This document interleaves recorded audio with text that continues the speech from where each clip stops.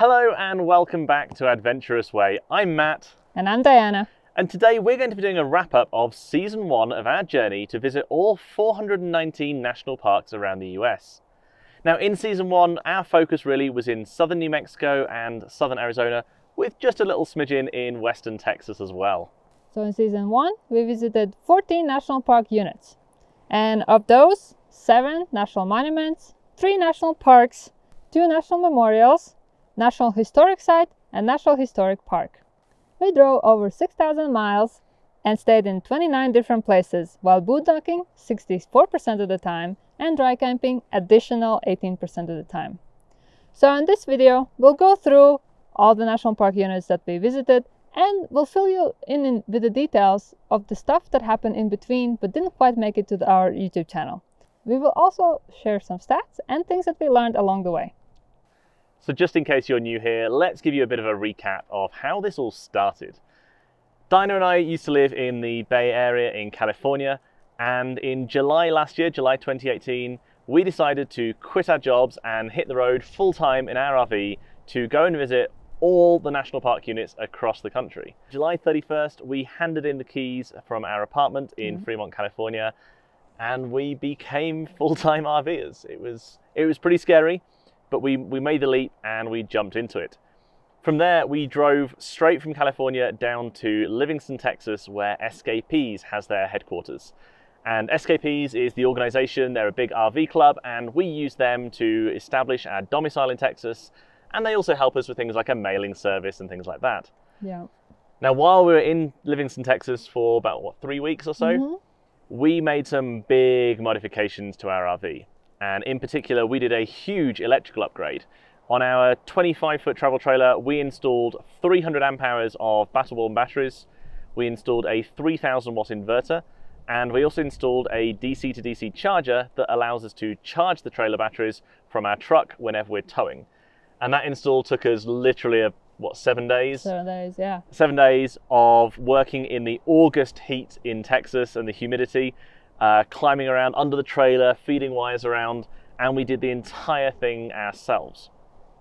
But from there, we then decided to abandon the trailer for 6 weeks, and we actually left it in storage in Livingston, Texas with Xscapers, and we flew over to Europe. And the reason for our visit was originally just my brother's wedding. He got married in August last year, or September last year. Yeah. And we were originally planning to go and visit there for a couple of weeks and see some family and go to the wedding and things. But we had time, and this was something we hadn't had before. So we extended our visit and we stayed there for 6 weeks in total. 3 weeks in UK and 3 weeks in Latvia to visit my family. And it was awesome. We spent some time traveling around Scotland. I haven't been there for years and years and years. You'd never been before. Never been. That was absolutely fantastic. So we've written up on our blog some of the things that we did there. If you check the description below, we'll put a link there for that. We also used the opportunity to see some European national parks. So while traveling in UK, we saw 4 national parks in UK. And while traveling in Latvia, we saw all 4 national parks in Latvia.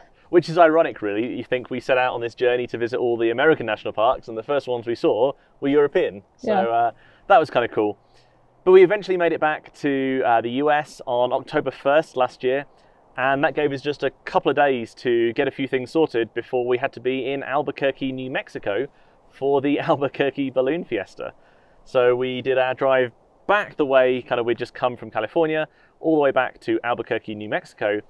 And actually our first time really outside of an RV park that we were in the trailer was dry camping for 10 days. 10 days, yeah. 10 days at the Albuquerque Balloon Fiesta. And that time with our electrical install, that was a good help, but we only had 1 solar panel that was a portable solar panel. Yeah, we'd bought a 100 watt portable solar panel from Amazon to arrive in Livingston ready for us to pick up when we got back. So we actually had to do the install and get all that set up and things while we were at the Balloon Fiesta. But like you say, that was our only source of charging while we were there. But we managed it. We ran the truck a little bit, I think, didn't we, to top off the batteries. But otherwise, we did 10 days of dry camping there. We did cheat a little bit, didn't we? We got the dumping service out halfway through. We had no idea how much water we were using and how much we were filling up the tanks. And so we decided to play it safe. It's the first time that we'd really boondocked for more than, well, actually at all. Not at all. It was our first dry camping at all. So we did get that halfway through. Now we can go 10, 11 days of dry camping or boondocking quite happily. So I think this year we'll be much better prepared. So after the balloon fiesta, our plan had been to kind of really start to use that as a base to head out and start to explore some national parks. But we had snow the day after the balloon fiesta, not too far away. And so that really kind of made us rethink some of our plans. And fortunately, we had some time to do that because our next stop was Nomad Fest. Yeah, so this was now the third time driving on I-40. So we headed over to Texas, to Wellington, Texas, to go to Nomad Fest. And that was really good fun. We met some great people, but we still hadn't made it to any national parks. So from there, we headed down to Lubbock, Texas, I believe was our next stop. Yeah. And we just used that as a base, really, just to get things sorted, ready to go and start our first national park visit. So this is the first national park on this trip. We actually have visited quite a few national parks before. I mean, that is why we decided to go on this trip. Yeah, so before we hit the road, I think we've done about 35 national parks together, or national park units together. But we decided that when we hit the road, we wanted to start from zero. So all those lovely places that we'd been to already, I guess we'll just have to go and visit them again. But we wanted to bring you guys along and show you some of these amazing places too.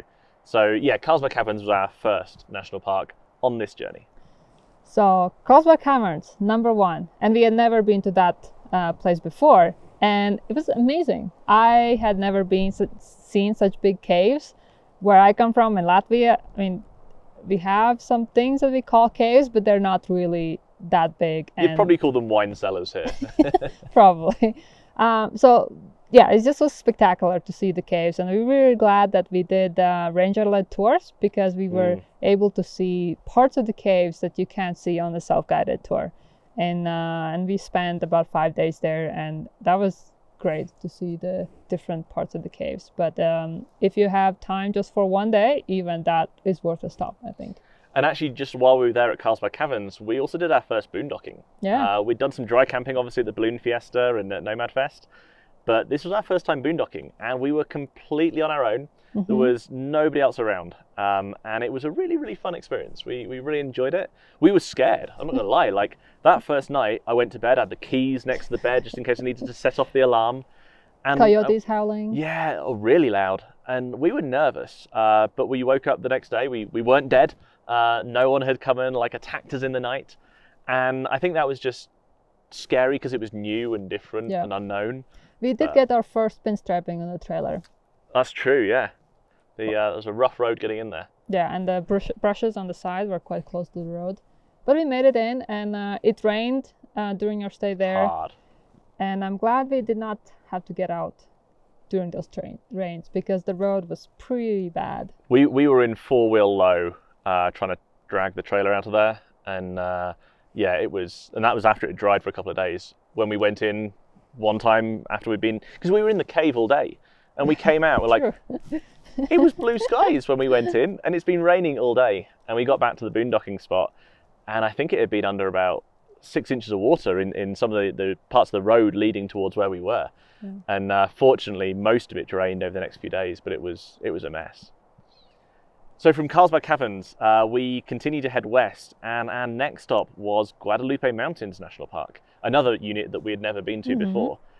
And that was incredible. We really enjoyed that. We really lucked out on timing. It turned out that was the fall season there and fall colors. So we managed to go on a McKittrick Canyon Trail, which some people claim is the most beautiful hike in all of Texas. And we managed to see that during the fall colors, which was incredible. Another highlight was hiking Guadalupe Peak, which is the highest peak in Texas. And we also dry camped while we were there as well. Yeah. We dry camped, they've actually got like a little parking lot style sort of RV park area. And there's no hookups, but that worked great. That worked really well. Yeah. And we were there for my birthday, I think. And, with very limited cell signal, and we were pretty cut off, but it was good fun. It was good fun. And we spent there 6 days, and that was a good amount if you really like hiking. We really enjoyed. I think we hiked almost 50 miles during the time we were there. Yeah. It was good. It was great. So after that, we headed further west and stopped by El Paso to see Chamizal National Memorial. This time we were not able to boondock. We stayed in RV park because we wanted to be in the city to see the Chamizal National Memorial. So that was a fairly quick stop. It's a memorial to commemorate international border dispute between Mexico and United States. And, got resolved, and now they have a memorial for that. It's very close to the Mexico border. You can actually see the border with Mexico. But from there, we then headed up north towards Las Cruces, and we stopped there for about a week, and we boondocked at a wonderful little place, the Sierra Vista Trailhead. The BLM has just made some little kind of RV pullouts on a trailhead road. Yeah. And that's one of our favorite boondocking spots. It's one of our favorites. You see, you're in a desert, but then you see these Organ Pipe Mountains right next to you, and they're big and cragged with these like sharp peaks. It's just beautiful, and we had some really beautiful sunsets there. It was incredible. But that was just kind of our staging area before we headed a little bit further out into the middle of nowhere to see White Sands National Monument.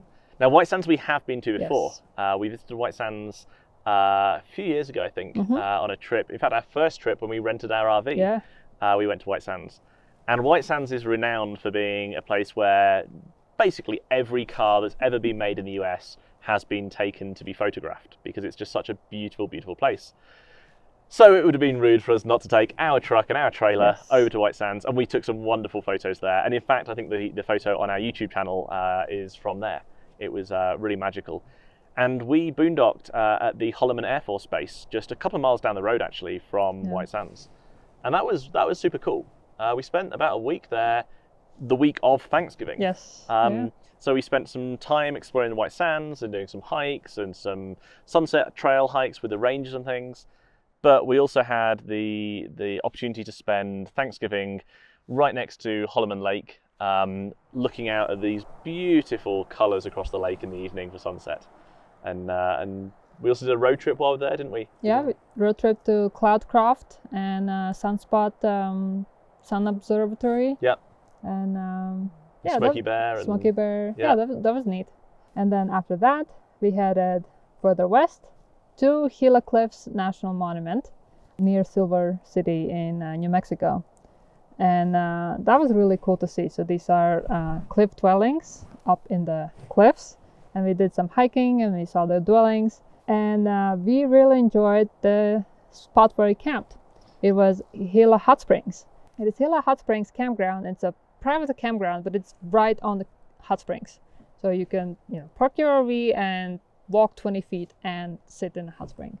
And actually, it was a good example of where our trailer being smaller was a real bonus. On their website, they say no trailers over, I think, 20 feet or so. Yeah. And we are slightly longer than 20 feet, depending on who's asking. It's a 21 model number, so I'll say 21 feet. But really, it's 24 foot 10 inches from the hitch to the bumper, and a little bit longer with the bikes on the back as well. So I called them in advance and said, hey, can we squeeze our RV in there? And he said, what are you towing with? What's your tow vehicle? So I told him. He said, yeah, you'll be absolutely fine. And the issue they have there is a lot of people have two-wheel drive vehicles, or their trailers are just too heavy. And the road to get out of the hot springs is quite a steep dirt road, and you basically just won't get out of there unless you have four-wheel drive if you're towing. And we found that, didn't we? We tried it in two-wheel drive just to see, and you weren't getting out of there. We needed four-wheel drive. But yeah, the hot springs there were good fun. We enjoyed those. And from then on, we decided that hot springs is a thing we need to pay attention to, and we need to seek out more of hot spring campgrounds. Absolutely. So from Gila Cliff Dwellings National Monument, we headed further south, and we headed down to Fort Bowie, I believe, was our next spot. And Fort Bowie National Historical Park? Historical site. Historical site. If you want to know the difference between historical parks and historical sites, then check out the blog post that we did just a few weeks ago where we tried to untangle the mystery about what all these different unit types are. But we headed down to see Fort Bowie, and that's really just a very short stop. It took us a few hours to hike the trail in. It is a little different though, because unlike most, you can't just drive up to the visitor center and park there. You actually park a few miles away from the visitor center, and you have to hike in to get there. Now, if you do have accessibility needs, there is an opportunity that you can get out on a little dirt road and get closer. but it's really kind of discouraged unless that's an absolute sort of essential for you. And that same day, we continued on to Chiricahua National Monument, where we stayed inside the Chiricahua National Park, Bonito Canyon campground. We had never been to Chiricahua or Fort Bowie and didn't really know what to expect, but that was amazing. I think that's a hidden gem of national park system. People often ask us what our favorite national park unit has been so far, and it's really hard to pick a favorite because they're so different. But Chiricahua is one that stands out for us. Yeah. It's something that I think when we say it to people, 90% of people have never heard of it. And the 10% of people who have quite often respond and say, actually, that's my favorite too. Yeah. It's a real kind of hidden gem of the system. And I would describe it as like maybe it's got some of the features of Yosemite and Pinnacles National Parks. It's got the rock formations and the beautiful hiking. And like Dinah said earlier, for Guadalupe Mountains, we lucked out on timing. Yeah. We were there in early December, I think it was. And it was just beautiful hiking weather. It was not too cold, it was not too hot, but it was really quiet. And we barely saw another person on any of our hikes at all. And in fact, we did a ranger guided tour of the Faraway Ranch, yes, which is this house they have, it's kind of a museum exhibit now. And it was a private tour. We were the only 2 people there on the tour. So we had that to ourselves as well. Yeah, so Chiricahua was great for hiking. We did 2 days of hiking, and they had a hiker shuttle where the shuttle took us to the sort of other end of the park, and we were able to hike back to the visitor center. So this way we were able to kind of get a longer hike in. And I would definitely recommend doing that if you're in the area. Chiricahua itself is fantastic, and that hike that you do from the shuttle is a real highlight. I think something else worth mentioning about Chiricahua is the campground.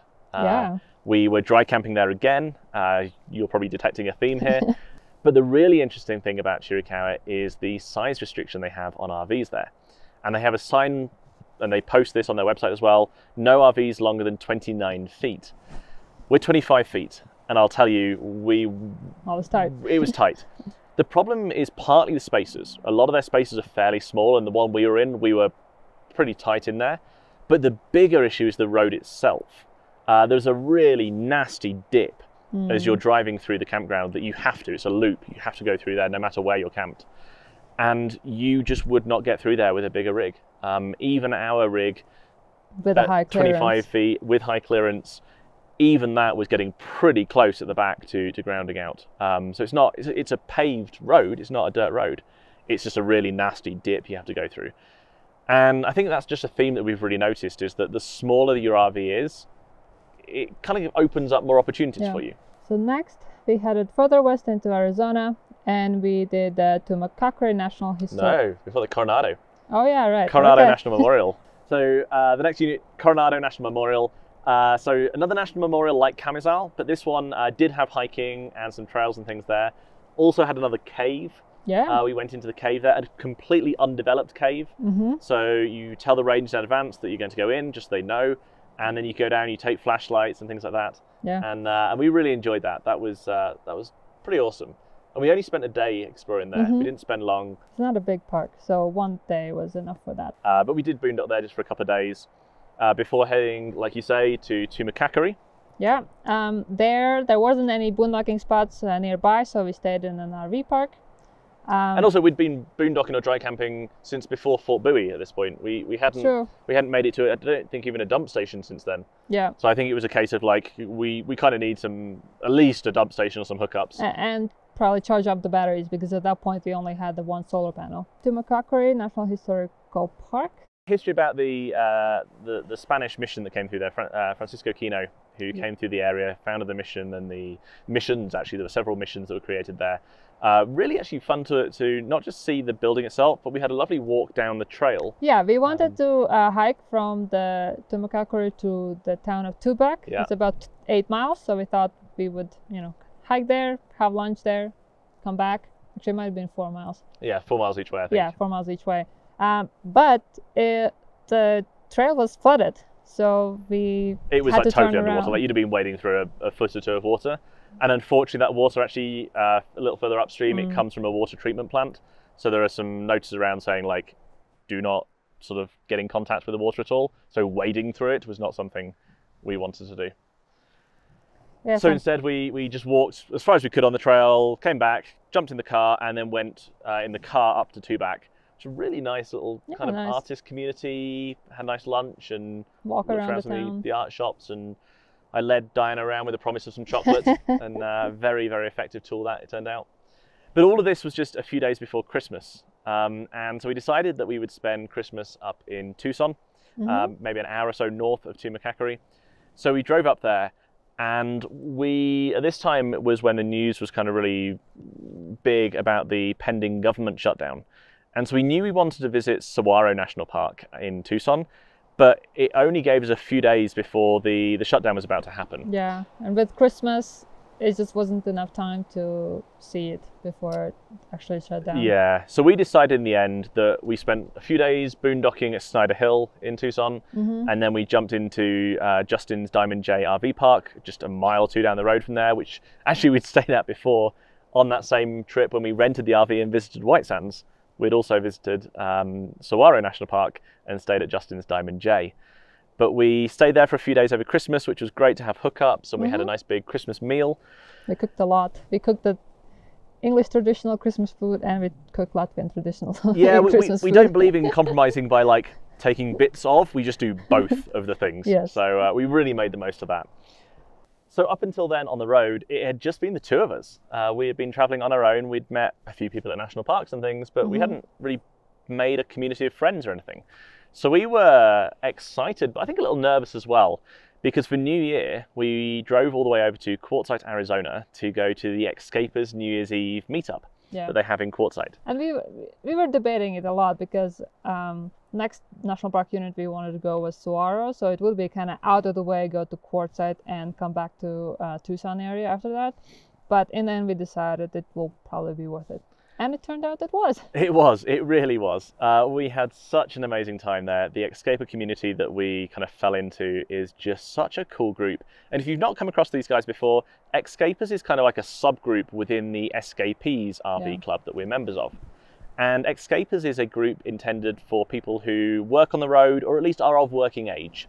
And that kind of fits us pretty nicely. Yeah. So it was great to meet a community of people who have a lot of the same interests and passions as we do, but a lot of whom have been doing it for a lot longer.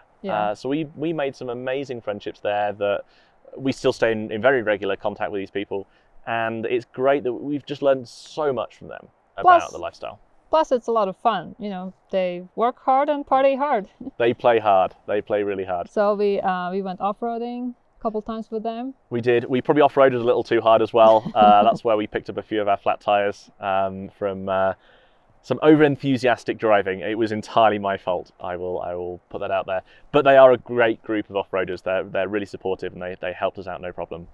And we actually decided while we were there to go to the Xscapers annual bash that happens in January each year. Yeah, actually we made friends with Dan and Lisa from Always on Liberty, and they convinced us we have to go to the annual bash.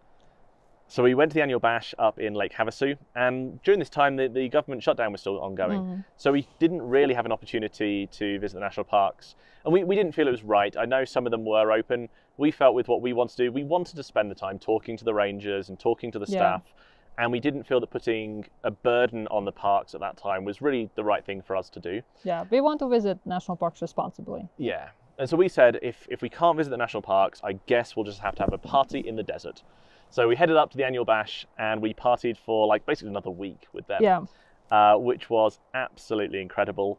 And we carried on boondocking with them for a few days afterwards. We met so many people. We've made so many connections with people on the road, and people who've helped us out so much since then. So a huge thank you to all of them. But even then at the end of the bash, I don't think the shutdown had finished. No. So we headed back down to the Quartzsite area, and we ended up camping kind of around Quartzsite for a little while, and then just a little bit south of Quartzsite as well for another few weeks. And during this time, the government shutdown did end, but a huge shout out to Dan and Lisa from Always on Liberty. Dan was phenomenal in helping us to install solar on the roof of our RV.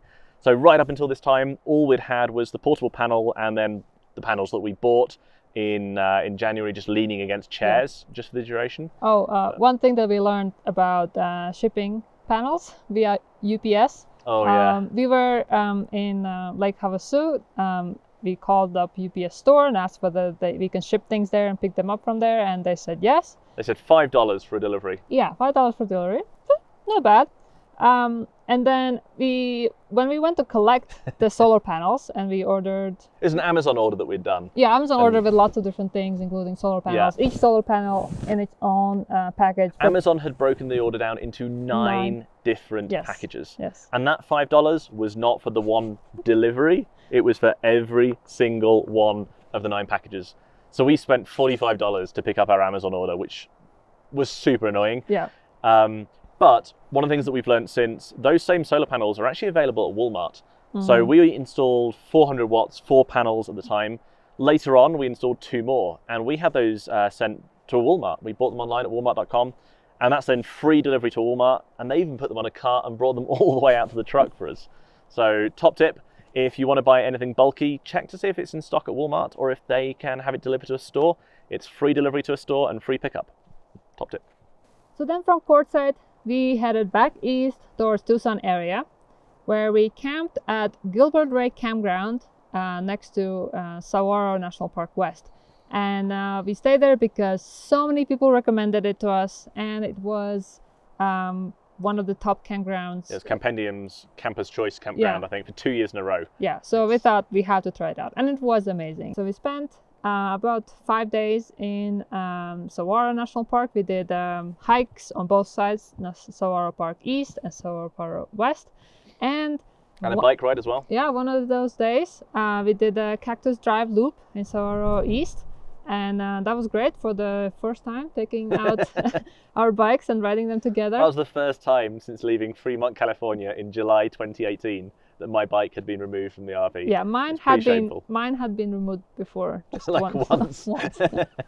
But since then we're riding more often. It's true. So yeah, that was good fun. And one of those days we got to see Saguaro cacti in snow, because some sort of, I guess, freak storm came in, and very unusual for Tucson weather, it snowed. And we were still... And that was like a bucket list item for us. Yeah. We'd always wanted to see it, and that was pretty magical. And we were staying at Snyder Hill, BLM, nearby, and, you know, we're flexible, so we saw the snow, and we took off to go to Saguaro and spend half a day photographing and videoing it in snow. It was very special. So we spent a little bit more time in the area, but we eventually continued our journey west, and we made it over to the Phoenix area. And the Phoenix area had a little cluster of places we wanted to go to, the first of which was Casa Grande National Monument. And that was another one that we did with the RV in tow as we were kind of driving through. Casa Grande, really good fun actually. We were there for a few hours in the morning, and learned a lot about kind of when it was built, and there's a lot of unknowns that even the experts don't know all the details. Yeah. But we really learned a lot, and I think comparing that with what we'd seen at Gila Cliff Dwellings was really interesting. Just the differences and the similarities were quite, that's revealing about what we do and don't know. But from there, we headed on and we boondocked over near Tortilla Flat. Had no cell signal there. No cell signal at all. But we used that as a base to go and visit Tonto National Monument. And we did a road trip from the place where we boondocked, Tortilla Flats, to Tonto, and then kind of all around to Apache Junction and back to our site. And we actually had done that road trip before when we visited Phoenix area before, and it was really fun to do it again because it's going through a canyon with like steep walls, and I remember that, so I was very happy to do it again. Tonto also was a fairly short visit, about half a day, couple hours. Yeah, a couple hours. But again, it was kind of adding another piece of the puzzle of how sort of Indian culture evolved and lived centuries and centuries ago. I do understand as well there's been a pretty serious wildfire that happened in Tonto National Forest this year. That was after we visited, and I hear Tonto was briefly closed. I'm not sure if it still is, but we did manage to get there before that happened, and so I'm nervous to know how much damage there was from that. There was another first during our stay there. First time we waded a river with our trailer to get to our boondocking spot. The road, there's a creek that crosses the road, and during that time of the year, after some rains, it was very wet, and there was more water on the road than normal.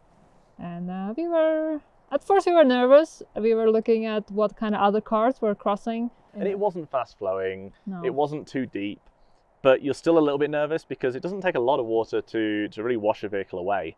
And towing our house at the same time, if it had just been the truck, I wouldn't have been concerned at all. But with the trailer, I'd never forded a river with a trailer before, and I was just a little nervous. But after that, we headed down to try and visit one of the weirdest national park units, Hohokam Pima National Monument. And this is the only national park unit in the US that you cannot visit. There's no visitor center, there's no ranger station, there's not even one of the park passport stamps. And that's because the entire national monument is completely contained within an Indian reservation, and they do not allow visitation of any kind. So that was a very interesting one for us. So we did our best, and we visited Pueblo Grande Archaeological Museum in Phoenix, and that covers the same period of history and in Indian culture. There's lots of similarities in terms of what they've excavated there as to what's believed to be at Snake Town, which is the area protected by Hohokam Pima. Yeah, so we feel we did do our best to learn about it and kind of visit in spirit. We did try and visit Hohokam Heritage Center as well, which, if you look online, is one of the things people recommend doing to learn more about the artifacts and things that were found at Hohokam Pima. Turns out that when we tried to visit Hohokam Heritage Center was closed. It's actually closed until 2020. So that was not something, unfortunately, that we could stick around and wait for. But we tried at least. And next time we're back in the area, if it's open, I think we'd like to stop in and learn more. But technically, we did go through the National Monument because there's one corner of it that includes I-10. So every day, thousands of people technically visit it. So from there, we headed over to what was our last national park unit of season 1, Organ Pipe Cactus National Monument down near Ajo in very, very southern Arizona. And I think we boondocked for about 10 days at Darby-Well Road before going there. Yeah. But actually, while visiting the Organ Pipe Cactus National Monument, we stayed at the Twin Peaks campground there on site at Organ Pipe Cactus National Monument. And that was another, I think, good example of where the smaller trailer and the ability to dry camp in particular was a real bonus for us. Because we were able to stay at the part of the campground that has no generators allowed. So no hookups and no generators allowed. Yeah, so we had a little bit quieter experience there, and that was nice. I particularly liked staying at that campground because we did some of the hikes right from the campground. So we didn't need to drive anywhere. So that was really nice. It was super cool. And I think from there, Organ Pipe is somewhere we've been before. We really, really like it there. The hikes were good. The scenic drives that we did were really good fun as well. Yeah. And it is a long way out of the way. It's not near anything else, but I would say it's definitely worth the trip down there to go and visit. And this time we lucked out visiting in the spring after a quite wet winter where we saw a lot of cacti blooming. And I had never seen cacti bloom before like that in the wild. So that was really special for me to see that.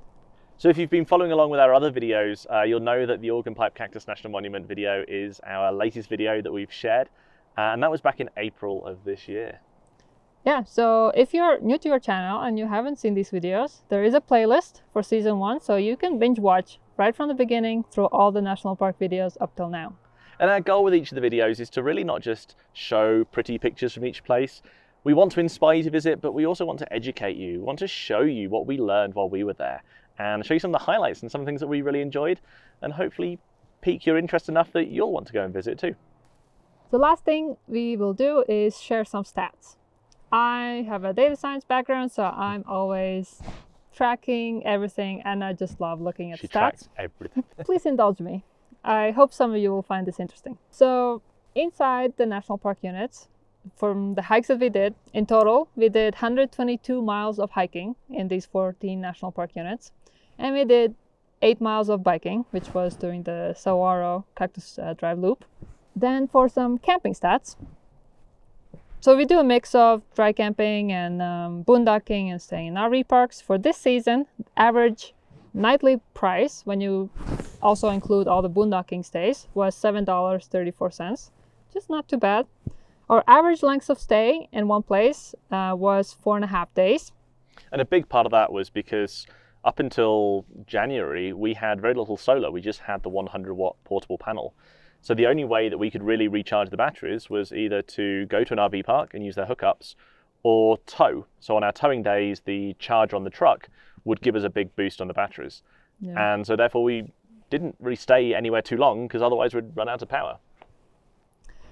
So then we boondocked 64% of the time, and actually average price was not free.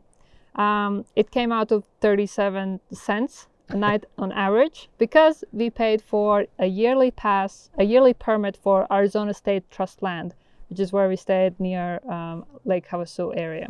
But really that was just for that one sort of 5-day stay or whatever. Yeah, exactly. And the rest of the time was free.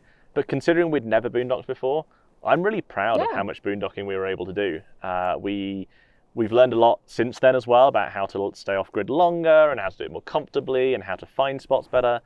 But I think for our first time doing it, I'm pretty pleased with that. Our definition of boondocking is dry camping with no hookups, no amenities, in dispersed camping sites on BLM land or national forest land or any public land. Any public land. But there are those same agencies also operate campgrounds, yeah. And even often those campgrounds may be free. But if there are designated sites like that, we personally don't consider that to be boondocking. We consider that to be dry camping. But if we're somewhere without those designated sites, that's what we think of as boondocking. So then for dry camping, we did that for 17% of the days. And some of those spots were in campgrounds inside national park units, or a private campground like at Gila Hot Springs, or actually our Xscapers have co-op RV parks, and they also offer dry camping spots inside the campground. So we used that because we didn't need the hookups. And we talked about this before in terms of flexibility, but I do just want to mention it again. The ability to dry camp, even if you don't want to dry camp all the time, just being able to do that from time to time, maybe even for a night here or there, suddenly unlocks a lot more options for you, because maybe the RV park hasn't got any sites left with hookups, or maybe the whole park's full and you're going to have to go and boondock somewhere. Just having the ability, I think, to dry camp even just for one night is really valuable. And so we just find now when we go to an RV park, often we'll try and dry camp there as well if we can. Yeah, and our goal is not to do 100% boondocking. We like boondocking, but if the place where we want to be, there's only RV parks nearby, we'll stay in RV parks. So with full hookups, it was additional other 14% that we stayed, and electric sites just under 4%. So that covers the camping stats. And just to summarize, that basically means that we really only had hookups for about a day or so a week on average. Yeah. So the rest of that week, we were pretty much boondocking or dry camping. So I think it's pretty good going. Yeah. A question that a lot of people ask is how large an RV you should have to be able to get in national park campgrounds. So here we have two examples. At Chiricahua National Monument, we stayed at the Bonita Canyon campground. That campground has a total of 26 spots, and 25 of those spots are for RVs, motorhomes, or child trailers. As Matt said before, the maximum length is 29 feet, period, for that campground. If your trailer is 29 feet or motorhome, then you would fit in 11 of those 25 spots, or 44%. Our trailer is just under 25 feet, and we could fit in 14 spots, or 56%. Your trailer would have to be under 16 feet to be able to fit in every single spot in that campground. So I think just the idea there is you don't have to have a small trailer to get into these places. Well, less than 29 feet here. For that particular one. But the smaller you are, the more choices you have, the more chance you have of there being a spot available. Yeah. So the second example, Twin Peaks campground inside Oregon Pipe National Monument, that was quite a bit better. It's a big campground, though. It's a big campground. It has a total of 208 spots. 171 of those spots are RV spots. The maximum length is 40 feet. And if you have a 40 feet RV, then you can fit in 33 spots, or 20% of the spots available. With a 30-foot trailer, you could fit in just over 50% of the spots. And our trailer, 25 feet, which is the smallest size that would fit in every single spot. So I wouldn't quite extrapolate for all the national parks from just these two examples, but these are two examples. So that's all for the stats. That was season 1 of the national parks. Season 2 of national parks, we'll head slightly more west into California, San Diego and LA, and then we'll start a Route 66 road trip from LA to Albuquerque and visit national park units along the way. I really hope you've enjoyed this little recap of all the places that we've been to during our first season exploring America's national parks. Each of these places that we've been to, we've done a dedicated video on, so if you want to learn more about these places, definitely check out those videos. There's some really cool stuff in there. Season 2 is also full of even more beautiful places, so make sure to hit that subscribe button and follow us on our journey as we try and visit all 419 national park units across the US. Tumacacori National Historical Park. Yep. That was history about, don't know. Your RV would have to be under 16 feet